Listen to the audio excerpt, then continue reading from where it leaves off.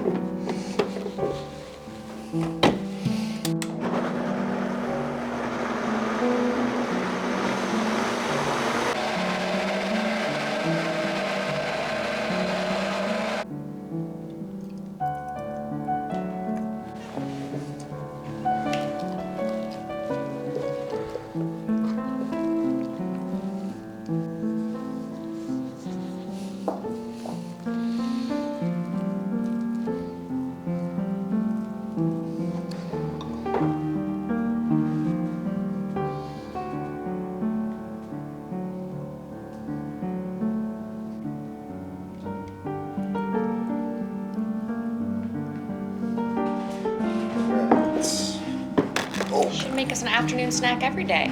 Yeah? Well, I was gonna call this dinner, but... Oh, okay, that's fine. We could call it an is afternoon snack, I guess. 5:15. Yeah, all right.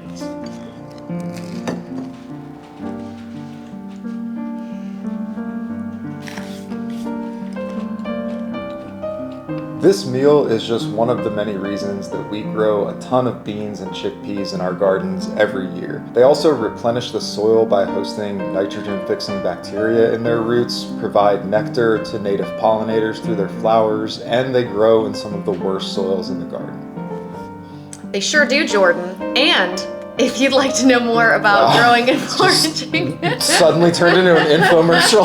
thought I would Go for it. And if you want to know more about growing and foraging your own food, we encourage you to check out our 2 comprehensive online courses. Our gardening course walks you through everything from preparing your soil in the spring to how to grow each of the 15 crops that we consider most important to growing your own food. And our foraging course teaches you how to confidently identify over 30 wild foods, harvest them sustainably, and use them in the kitchen. We're having our biggest sale of the year right now, so check out the link in the description. And if you qualify for SNAP or WIC, please send us an email about our sliding scale pricing options. See you next week.